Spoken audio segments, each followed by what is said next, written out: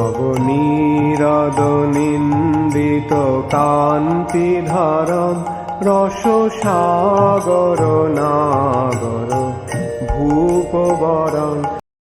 ओम नमो भगवते वासुदेवाय। ओम नमो भगवते वासुदेवाय। नमो भगवते वासुदेवाय। ओम नमो भगवते वासुदेवाय। भगवते वासुदेवाय। ओम नमो भगवते वासुदेवाय। नारायणं नमस्कृत्यं नरं चैव नरोत्तमं देवीं सरस्वतीं व्यासं ततो जयामुदीरये। नष्टप्रायेषु अभद्रेषु नित्यमभागवत सेवया भगवते उत्तमं श्लोके भक्तिं भवति नैष्ठिकी।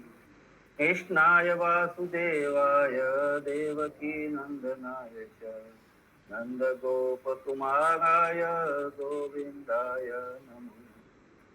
मूकं करोति वाचालं पङ्गुं लङ्घायते गिरिं यत्कृपातमहं वन्दे श्रीगुरुदीनतारिणं श्रीचैतन्य ईश्वरं परमानन्दमाधवम्।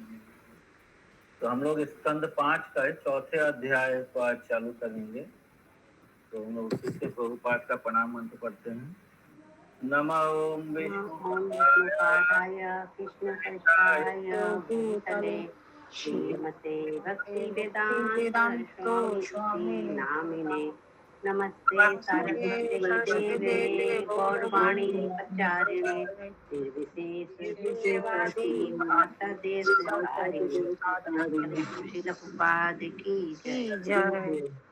प्रभुपाद के अथक प्रयास से देखिए हम लोग को श्रीमद् भागवतम जैसा महान ग्रंथ जिसके 18,000 से श्लोक है, इसका हम लोग को शब्द वर्ड टू वर्ड मीनिंग, उसका अनुवाद, उसका तात्पर्य सब कुछ अवेलेबल है आज, वो भी एज इट इज। तो आज का चैप्टर है भगवान ऋषभ देव के लक्षण। क्या पढ़िए मतलब?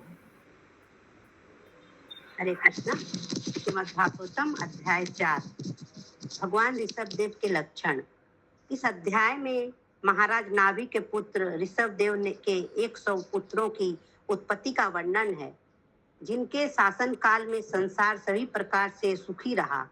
जब ऋषभ देव महाराज नाभि के पुत्र रूप में प्रकट हुए तो लोगों ने उन्हें अपने काल का महानतम एवं सुंदरतम पुरुष माना। उनमें अंग सौष्ठव, प्रभाव, बल, उत्साह, शारीरिक कांति तथा अन्य दिव्य गुण अद्वितीय थे। ऋषभ शब्द श्रेष्ठ या परम का सूचक है। महाराज नाभि ने अपने पुत्र के अद्वितीय गुणों के कारण ही उनका नाम ऋषभ अथवा सर्वश्रेष्ठ रखा। उनका प्रभाव अनुपम था। यद्यपि तब वर्षा का अभाव हो गया था, किंतु भगवान ऋषभ देव ने वर्षा के स्वामी स्वर्ग के राजा इंद्र की चिंता नहीं की। अपने ही सामर्थ्य से उन्होंने प्रचुर वर्षा से अजनाभ को ढक दिया। पूर्ण पुरुषोत्तम परमेश्वर भगवान ऋषभ देव को पुत्र रूप में पाकर राजा नाभि बड़ी ही सावधानी से उनका पालन करने लगे। तत्पश्चात उन्हें राज्यभार सौंपकर वे गृहस्थ जीवन से विरक्त हो गए और बद्री का आश्रम में रहकर पूर्ण रूप से भगवान वासुदेव की उपासना में लग गए। सामाजिक परिपाटी का पालन करने हेतु भगवान ऋषभ देव कुछ काल तक गुरुकुल में विद्यार्थी के रूप में रहे और वहां से लौटने पर उन्होंने अपने गुरु की आज्ञा से जयंती को अपनी पत्नी रूप में स्वीकार किया, जो स्वर्ग के राजा इंद्र द्वारा उन्हें प्रदत्त की गई थी। जयंती से उनको 100 पुत्र प्राप्त हुए। उनमें से सबसे श्रेष्ठ पुत्र का नाम भरत था। महाराज भरत के शासन काल से यह ग्रह भारतवर्ष कहलाया।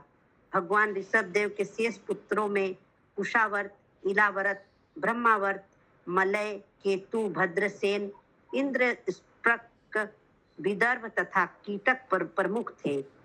अन्य पुत्रों के नाम कवि, हवि, अंतरिक्ष, प्रबुद्ध, पिप्लायन, आविहोत्र, द्रुमिल, चमस तथा करभाजन थे।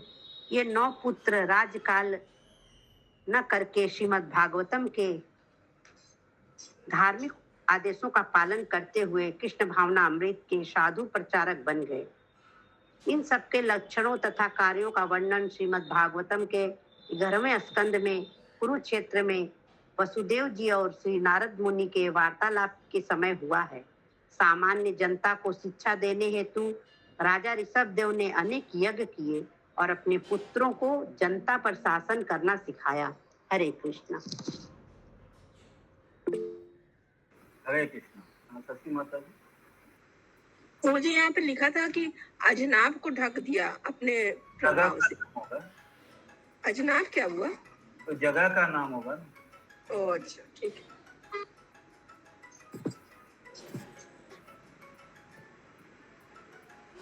श्री शुक उवाच श्री शुक उवाच अथाह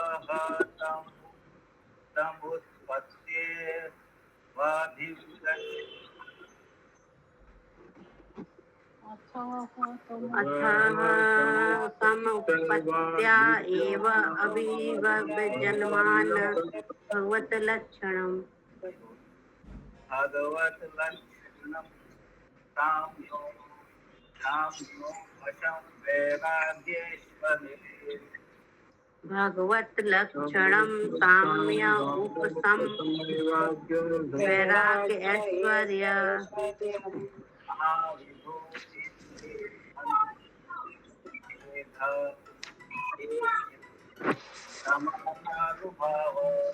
गाते माता जी म्यूट कर लीजिए। महाविभूति भी अनुदीनम एधमान अनुभावम। प्रार्थितय प्रजा ब्राह्मणा देवताश्च वनितलसमवनायतितरां जग्विभु। प्रकृत्य प्रजा ब्राह्मणा देवता च अविनीतल संवनाय अतितराम जगृद्धु। अनुवाद। बाकी लोग हरे कृष्ण। अनुवाद। श्री सुखदेव गोस्वामी ने कहा, जन्म से ही महाराज नाभि के पुत्र में श्री भगवान के लक्षण प्रकट थे, यथा चरण तल के चिन्ह, ध्वज, ब्रज, वज्र इत्यादि। यह पुत्र सबके साथ संभाव रखने वाला और अत्यंत शांत स्वभाव का था। वो अपनी इंद्रियों तथा मन को वश में कर सकता था। ये आपका साउंड नॉइज आ रहा है काफी। हरे कृष्णा। साउंड नहीं आ रहा है प्रभु जी? एक्स्ट्रा साउंड आ रहा है गाड़ी वाड़ी का। अच्छा, हाँ, बैकग्राउंड साउंड आता होगा प्रभु जी। सॉरी। करने से नहीं आएगा? हाँ प्रभु जी, दरवाजा बंद कर दीजिए। प्रभु जी जंगला है, जंगला से आता है। सड़क के किनारे घर है ना प्रभु जी। कोई और पढ़ ले। हरे कृष्णा। और कोई पढ़िए। कितनी में माता जी।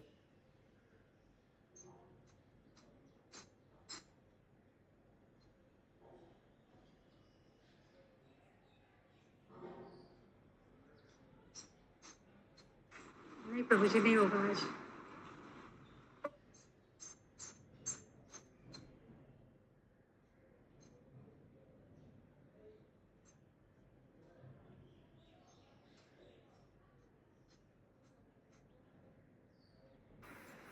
हरे कृष्णा। माधी प्रिया माता जी। यस प्रभु जी। आप हाँ प्रभु जी, शुरू से पढ़ूं प्रभु जी अनुवाद? हाँ। अनुवाद। श्री सुखदेव गोस्वामी ने कहा, जन्म से ही महाराज नाभि के पुत्र में श्री भगवान के लक्षण प्रकट थे, यथा चरण तल के चिन्ह, ध्वज, ब्रज इत्यादि। यह पुत्र सबके साथ संभाव रखने वाला और अत्यंत शांत स्वभाव का था। वह अपनी इंद्रियों तथा मन को वश में कर सकता था और परम ऐश्वर्यवान होने के कारण उसे भौतिक सुख की लिप्सा नहीं थी। इन समस्त गुणों से संपन्न होने के कारण महाराज नाभि का पुत्र दिनों दिन शक्तिशाली बनता गया। फलतः समस्त नागरिकों विद्वान ब्राह्मणों, देवताओं तथा मंत्रियों ने चाहा कि भगवान ऋषभ देव पृथ्वी के शासक बने। तात्पर्य: आजकल साधारण अवतार होने लगे हैं, अतः अवतार में प्राप्त शारीरिक लक्षणों को ध्यान से देखना रोचक होगा। यह देखा गया था कि भगवान ऋषभ देव के पैरों में जन्म से ही दिव्य चिन्ह, ध्वजा, व्रज, कमल इत्यादि अंकित थे। इसके अतिरिक्त ज्यों-ज्यों वह बढ़ने लगा, उसकी ख्याति फैलने लगी। वह संभाव रखने वाला था। उसने न तो किसी एक का पक्ष लिया और न दूसरे की उपेक्षा ही की। ईश्वर के अवतार को 6 ऐश्वर्यों से युक्त होना चाहिए। ये हैं धन, बल, ज्ञान, सौंदर्य, यश तथा त्याग।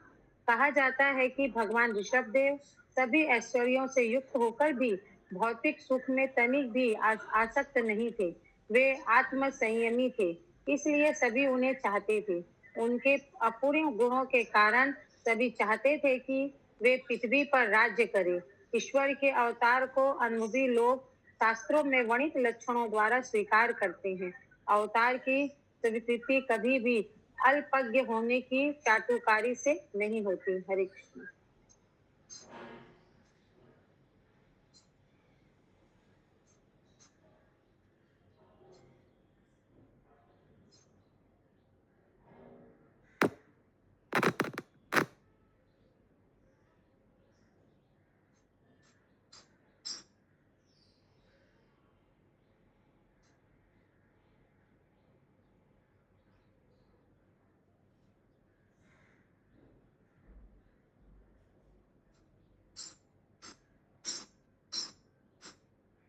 प्रभु जी का आवाज नहीं आ रहा। हरे कृष्णा। हाँ, अभी आ रहा तो। 1 मिनट लगता है इसमें।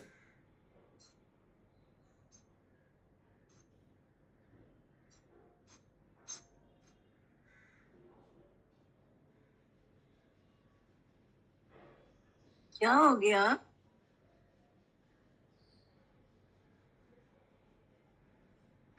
हरे कृष्णा, म्यूट कर दीजिए ना भाई। तस्य हवा एथं वक्ष्मणावगियशा तस्य हवायथं वर्षमणावरीयसा बृहच्छ लोकेन चोजसा बलेन श्रिया यशसा बृहद्लोकेन च ओजसा बलेन श्रिया यशसा शौर्याभ्यां च पिता ऋषभ इतीदं नाम चकार वीर्यशौर्याभ्यां च पिता ऋषभ इति इदं नाम चकार। अनुवाद पढ़िए। अनुवाद: जब महाराज नाभि के पुत्र प्रकट हुए तो उसमें महाकवियों द्वारा वर्णित समस्त उत्तम गुण दिखाई पड़े, यथा ईश्वर के लक्षणों से युक्त सुगठित शरीर, शौर्य, बल, सुंदरता, नाम, यश, प्रभाव तथा उत्साह। जब उनके पिता महाराज नाभि ने इन समस्त गुणों को देखा तो उन्होंने उन्हें मनुष्यों में श्रेष्ठतम अथवा सर्वश्रेष्ठ व्यक्ति मानकर उनका नाम ऋषभ रख दिया। तात्पर्य: किसी को ईश्वर या ईश्वर का अवतार मानने के पूर्व उनके शरीर में ईश्वर के लक्षण देखने चाहिए। महाराज नाभि के असाधारण रूप से शक्तिशाली पुत्र में समस्त लक्षण पाए गए थे। उनका शरीर सुगठित था और वे समस्त दिव्य गुणों से संपन्न थे। वे अत्यंत प्रभावशाली थे और अपने मन तथा इंद्रियों को वश में रखने वाले थे। फलस्वरूप उनका नाम ऋषभ रख दिया गया, जिससे यह सूचित होता है कि वे सर्वश्रेष्ठ पुरुष थे। हरे कृष्ण। हरे कृष्ण। श्लोक संख्या 3।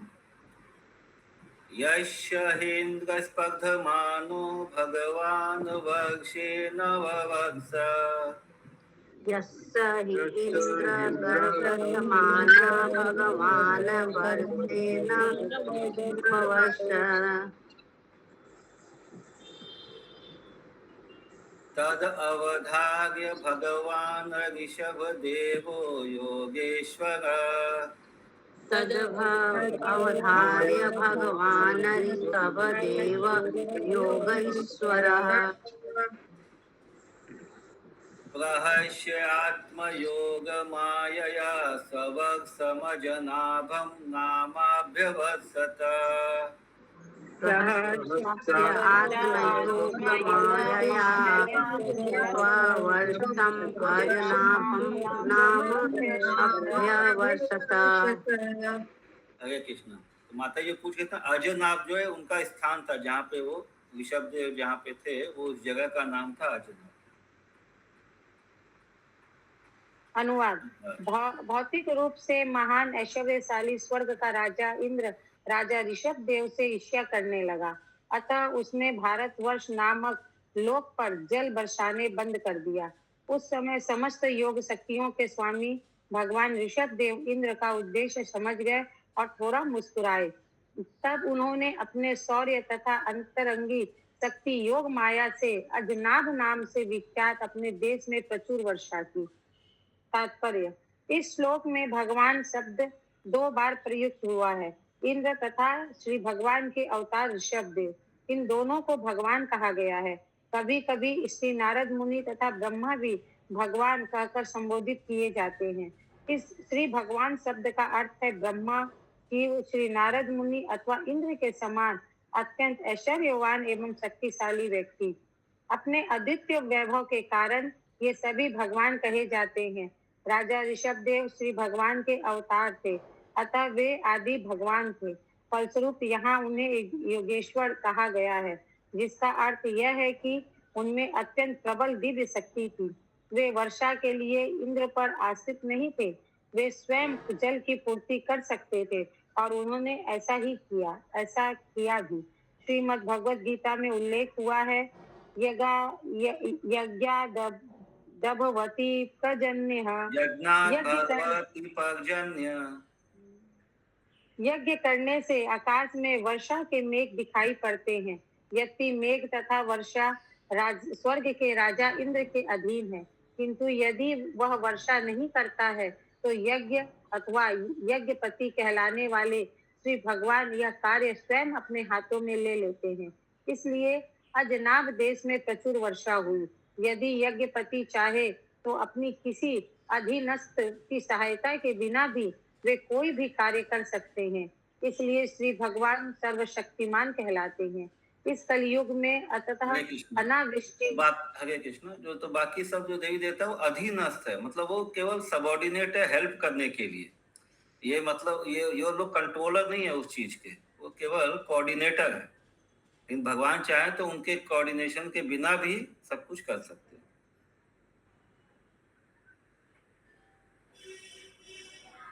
इस कलयुग में अतः अनावृष्टि वर्षा का अभाव होगी, क्योंकि सामान्य जनता अपनी अविद्या तथा यागिक सामग्री के अभाव के कारण यज्ञ की उपेक्षा करेगी। अतः श्रीमद् भागवतम का उपदेश है, यज्ञ संकीर्तन प्रायः यजन्ति हि सुमेधस।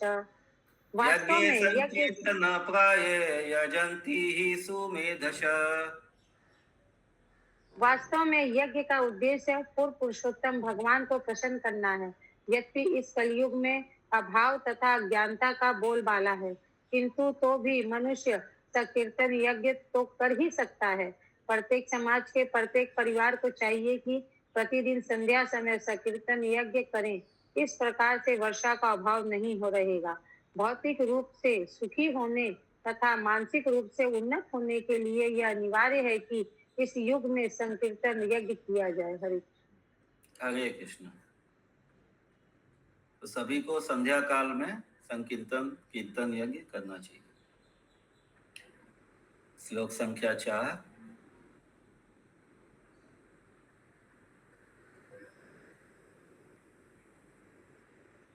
नाभेस्तु यथा अभिलषितं सुप्रजस्त्वम्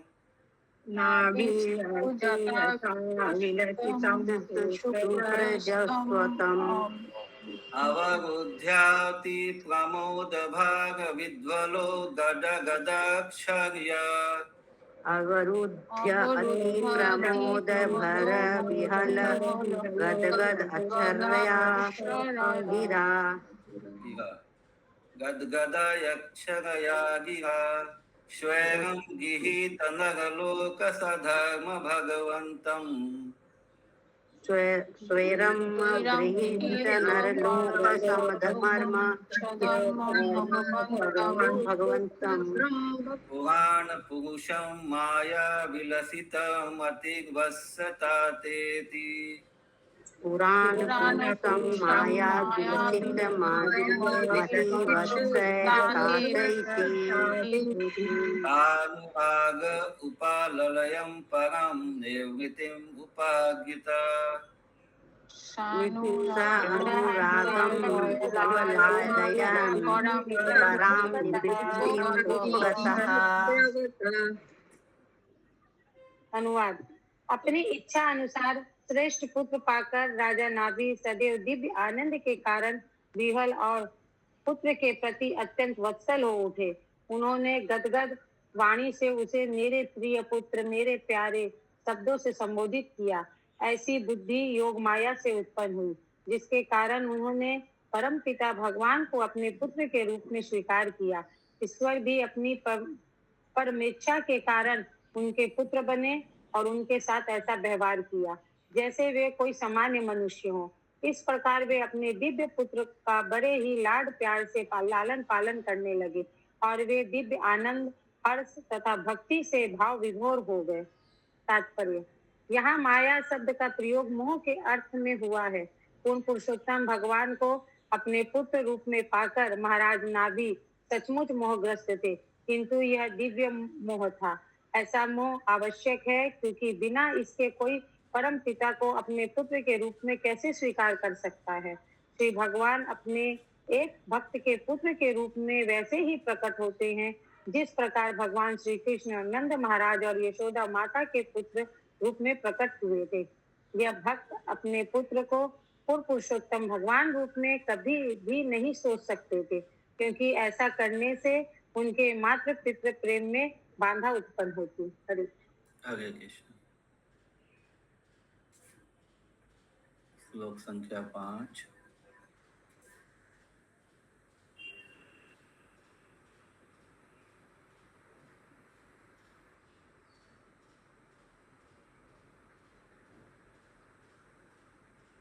विदितानुरागमापोग प्रकृति जनपदो राजा नाभिरात्मज विदितानुरागम परो प्रकृति जनपद राजा नपद समय सेतु रक्षायामभीष्य ब्राह्मणेषु पनिधाय सह मेरुदेव्या समय से तो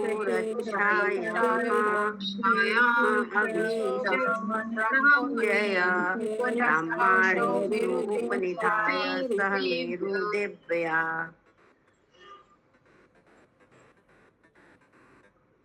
विशालायां प्रसन्न निपुणेन तपसा समाधियोगेन नरनारायणाख्यम् विशालायां प्रसन्न निपुणेन तपसा समाधियोगेन नरनारायण अख्याम् भगवन्तं वासुदेवमुपासीन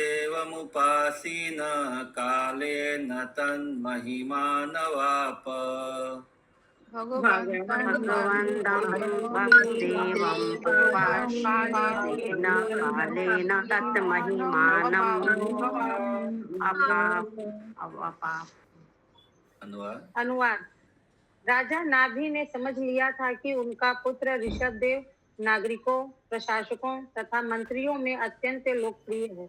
अतः उन्होंने वैदिक धर्म पद्धति के अनुसार जनता की रक्षा के उद्देश्य से अपने पुत्र को संसार के सम्राट के रूप में अभिषिक्त कर दिया और उसे विद्वान ब्राह्मणों के हाथों में सौंप दिया, जो शासन चलाने में उसका मार्गदर्शन कर सके।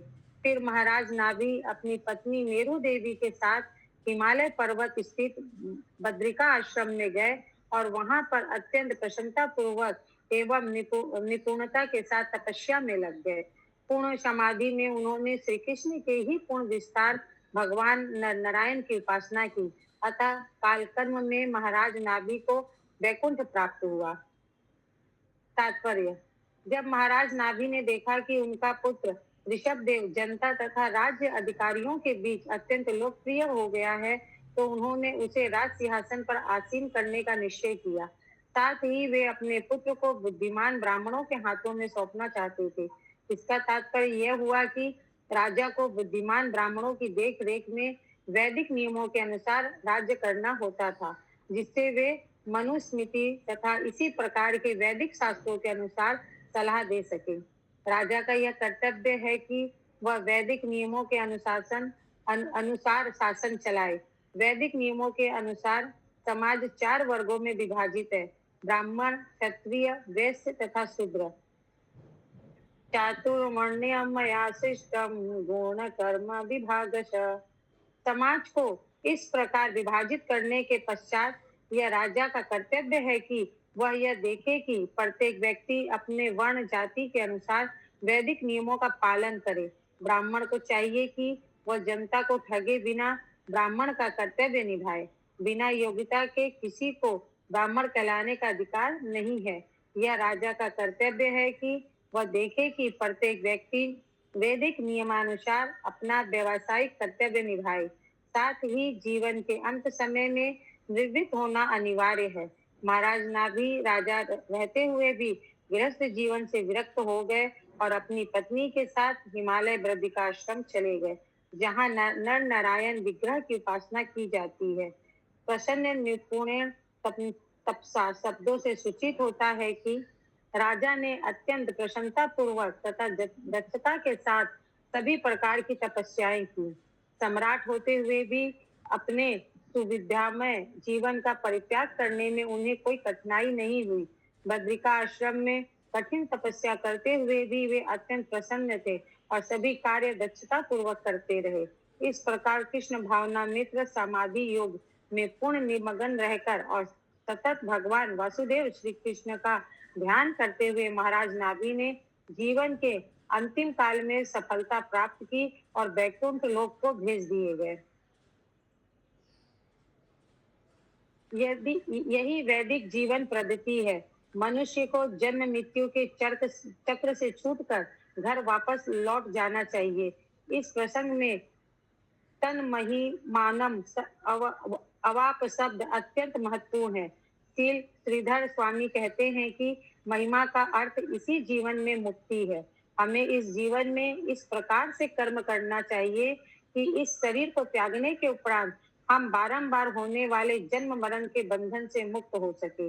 यही जीवन मुक्ति कहलाती है। श्रील वीरराघव आचार्य कहते हैं कि छांदोग्य उपनिषद में जीवन मुक्त अर्थात इस शरीर में ही जो मुक्त को चुका है उसके 8 लक्षण बताए गए हैं। पहला लक्षण है अपहत पाप, अर्थात वह समस्त पाप कर्मों से मुक्त रहता है।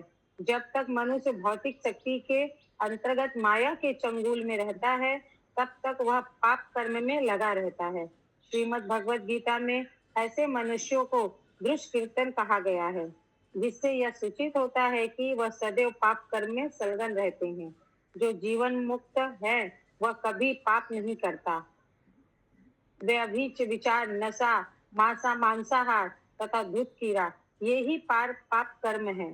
जीवन मुक्त मनुष्य का दूसरा लक्षण है विजर, अर्थात उसे वृद्धाश्रम के कष्ट नहीं भोगने पड़ते। तृतीय लक्षण है विमृत्यु, अर्थात वह मनुष्य जो अपने आप को इस प्रकार तैयार करता है कि वह आगे और कोई शरीर धारण नहीं करता, क्योंकि उनकी मृत्यु होती है। दूसरे शब्दों में वह जन्म मरण के चक्र से छूट जाता है। चतुर्थ लक्षण है विशोक, अर्थात वह भौतिक शोक तथा हर्ष के प्रति उदासीन रहता है। पंचम लक्षण विजि घटस है, जिसका अर्थ यह है कि उसे भौतिक सुख की इच्छा नहीं रहती। षष्ठम लक्षण है अपिपाता, अर्थात वह अपने परम प्रिय ईश्वर श्री कृष्ण की भक्ति के अतिरिक्त और कुछ नहीं करना चाहता। सप्तम लक्षण है सत्य काम, जिसका अर्थ यह है कि उसकी समस्त आकांक्षाएं परम सत्य भगवान श्री कृष्ण की ओर उन्मुख होती है। उसे दूसरा कुछ नहीं चाहिए। वह सत्य संकल्प होता है। वह जो भी कामना करता है वह भगवान श्री कृष्ण की कृपा से पूरी होती है। सर्वप्रथम तो वह अपने भौतिक लाभ के लिए कोई इच्छा नहीं करता, और यदि करता भी है तो वह ईश्वर की सेवा मात्र करना चाहता है। यह इच्छा श्री भगवान की कृपा से पूरी की जाती है, इसलिए उसे सत्य संकल्प कहते हैं। श्री विश्वनाथ चक्रवर्ती इंगित करते हैं कि महिमा शब्द का अर्थ वैकुंठ लोक को, भगवत धाम को प्राप्त होना है। श्री सुखदेव गोस्वामी का कथन है कि महिमा शब्द का अर्थ यह है कि भक्त पूर्ण पुरुषोत्तम भगवान के गुणों को प्राप्त कर लेता है। इसे सधर्म अर्थात सम गुण कहते हैं। जिस प्रकार श्री कृष्ण न तो जन्मते हैं और न मरते हैं, उसी प्रकार उनके जो भक्त श्री भगवान के धाम पहुंच जाते हैं वह फिर इस भौतिक संसार के जन्म मरण चक्र में कभी नहीं पड़ते। हरे कृष्णा। किसी का कोई प्रश्न है? इतना श्लोक तक है आज? 6 तक है। Okay. श्लोक संख्या 6।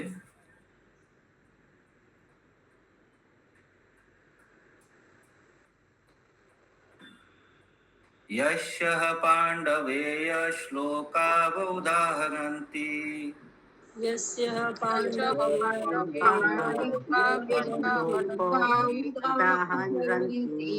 ओ नो तत्कर्मगाजर्षेण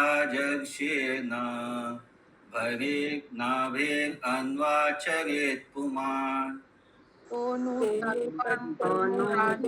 तत्परम राजे नाभे अनु आचरेत पुमान। अपत्यतामगाद्यस्य हरिशुद्धेन कर्मणा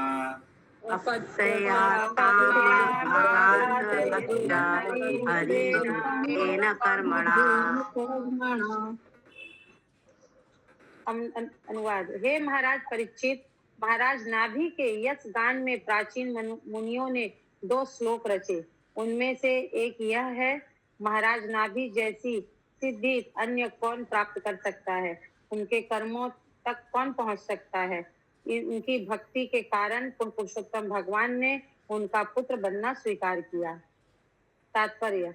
इस श्लोक में शुद्धेन कर्मणा शब्द महत्वपूर्ण है। यदि कोई कार्य भक्ति से नहीं किया जाता तो वह भौतिक प्रकृति के गुणों से दूषित हो जाता है। श्रीमद् भगवद गीता में इसकी व्याख्या प्रभु जी श्लोका पढ़ लीजिए। प्रभु जी। यज्ञार्थात् कर्मणो अन्यत्र लोको यं कर्म बंधना के रूप में की गई है। जो कर्म केवल श्री भगवान को प्रसन्न करने के लिए किए जाते हैं वे ही शुद्ध होते हैं, और वे ही भौतिक प्रकृति के गुणों से कलुषित नहीं होते। अन्य सभी कर्म सतो, रजो तथा तमो गुणों के द्वारा दूषित हो जाते हैं। इंद्रियों की पुष्टि के लिए किए जाने वाले समस्त भौतिक कर्म दूषित होते हैं, और महाराज नाभि ने ऐसा कोई दूषित कर्म नहीं किया। यहाँ तक कि यज्ञ संपन्न करते समय भी उन्होंने दिव्य कर्म ही किए थे, इसलिए उन्हें पुत्र रूप में श्री भगवान की प्राप्ति हुई। हरे कृष्ण।